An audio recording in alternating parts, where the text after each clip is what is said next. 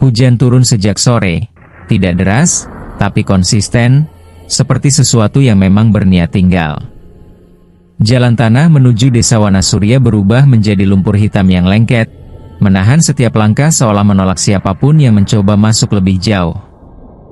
Tidak ada papan nama desa, tidak ada lampu penerangan.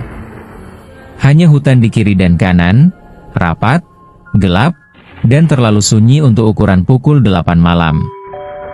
Arga baru menyadari satu hal ketika sinyal ponselnya benar-benar mati. Sejak 15 menit lalu, tidak ada satupun suara serangga. Mobil tua yang ia kendarai berhenti tepat di depan sebuah rumah besar yang berdiri sendirian. Bangunannya tua, bergaya kolonial, dengan cat putih yang mengelupas seperti kulit mati. Jendelanya tinggi, tapi tertutup rapat oleh tirai tebal berwarna kusam. Rumah itu tidak tampak rusak, tapi juga tidak tampak hidup. Seperti sesuatu yang hanya berdiri karena lupa untuk runtuh. GPS berhenti bekerja tepat di titik itu, seakan dunia berakhir di halaman rumah tersebut. Arga turun dari mobil dengan perasaan tidak nyaman yang tidak bisa ia jelaskan. Udara terasa lebih dingin dari seharusnya, dan bau tanah basah bercampur sesuatu yang samar, amis, seperti besi berkarat. Saat ia melangkah mendekat, pintu rumah itu terbuka sendiri, perlahan, tanpa suara. Tidak ada angin. Tidak ada dorongan. Pintu itu terbuka seolah rumah tersebut memang sedang menunggunya. Di dalam, suasana lebih aneh lagi. Ruang tamu luas dengan langit-langit tinggi. Lampu gantung tua menyala redup, meski Arga tidak melihat saklar dimanapun. Di dinding tergantung lukisan-lukisan keluarga. Wajah-wajah dalam lukisan itu tampak normal pada pandangan pertama, namun semakin lama dipandang, semakin terasa ada yang salah. Mata mereka terlalu hidup, terlalu fokus, seakan mengikuti setiap gerakan Arga. Langkah kaki terdengar dari lantai atas. Pelan, teratur, seperti seseorang yang sengaja ingin terdengar. Arga menelan ludah dan memanggil, suaranya terdengar kecil di ruangan sebesar itu. Tidak ada jawaban. Langkah kaki berhenti tepat di atas kepalanya. Lalu sunyi. Sunyi yang menekan, membuat dada terasa berat. Ketika Arga hendak keluar, pintu di belakangnya sudah tertutup. Ia mencoba membukanya, namun gagangnya dingin dan tidak bergerak sama sekali. Dari sudut matanya, ia melihat sesuatu bergerak di lukisan paling ujung. Wajah seorang perempuan tua yang sebelumnya menatap lurus kini tersenyum tipis. Sangat tipis. Senyum yang tidak seharusnya ada. Malam itu, Arga tidak tidur. Setiap kali ia memejamkan mata di sofa ruang tamu, ia mendengar bisikan.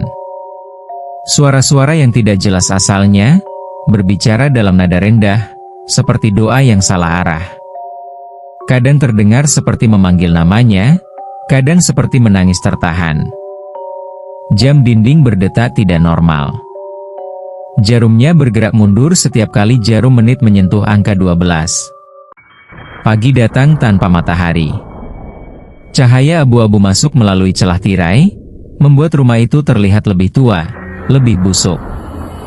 Arga menemukan sebuah buku tebal di atas meja makan. Sampulnya hitam, tanpa judul.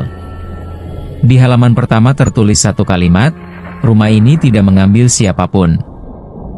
Mereka datang sendiri. Semakin ia membaca, semakin ia sadar bahwa buku itu bukan cerita, melainkan catatan. Nama-nama orang tertulis di sana, lengkap dengan tanggal kedatangan mereka. Tidak ada tanggal kepulangan. Nama terakhir di halaman paling belakang membuat tangan Arga gemetar. Namanya sendiri tertulis di sana, dengan tinta yang masih basah. Hari-hari berlalu tanpa kepastian waktu. Arga mencoba keluar berkali-kali, namun setiap pintu selalu membawanya kembali ke ruangan yang sama. Jendela-jendela memperlihatkan pemandangan yang berbeda setiap kali dilihat. Kadang hutan, kadang kuburan, kadang ruang tamu itu sendiri, Seakan rumah tersebut melipat ruang sesuka hati. Ia mulai melihat penghuni lain. Bayangan-bayangan yang berdiri di ujung lorong, duduk diam di kursi makan, atau berdiri menghadap dinding. Mereka tidak berbicara. Wajah mereka kosong, tapi mata mereka penuh ketakutan yang sudah terlalu lama dipendam. Salah satu dari mereka akhirnya menoleh dan berbisik dengan suara pecah, "Jangan ingat siapa dirimu. Itu yang membuatmu bertahan." Perlahan, ingatan Arga mulai retak. Ia lupa wajah ibunya. Lupa alasan ia datang ke desa itu. Bahkan lupa bentuk suaranya sendiri. Namun setiap kali ia hampir kehilangan semuanya, rumah itu mengingatkannya kembali. Lewat mimpi buruk. Lewat bisikan. Lewat lukisan baru yang muncul di dinding, menampilkan dirinya dalam berbagai versi kematian. Di ruang bawah tanah, Arga menemukan sumber semuanya. Sebuah ruangan melingkar dengan simbol-simbol aneh di lantai. Di tengahnya berdiri sebuah cermin besar, retak di banyak sisi. Setiap pantulan di cermin itu menunjukkan versi dirinya yang berbeda. Ada yang tua. Ada yang membusuk. Ada yang tersenyum sambil menangis darah. Dari balik cermin, suara yang sangat dalam berbicara, bukan dengan kata-kata, tapi dengan pemahaman yang langsung masuk ke kepala. Rumah itu bukan makhluk. Ia adalah batas. Tempat di mana orang-orang yang tidak ingin pulang, yang lari dari rasa bersalah, kehilangan, dan penyesalan, akhirnya berhenti. Rumah itu memberi mereka alasan untuk tinggal. Untuk lupa. Untuk menjadi bagian darinya. Arga menyadari kebenaran paling mengerikan saat ia melihat kembali buku hitam itu. Setiap nama di sana adalah orang yang pernah berdoa agar bisa menghilang dari hidupnya sendiri. Dan doa, ternyata, selalu didengar. Hanya saja, tidak pernah oleh pihak yang benar. Di akhir catatan, ada satu kalimat terakhir yang kini ia pahami sepenuhnya. Jika kau membaca ini dan merasa rumah ini memanggilmu, maka sebenarnya kau sudah lama menjawab. Ketika malam berikutnya tiba, sebuah mobil lain berhenti di halaman.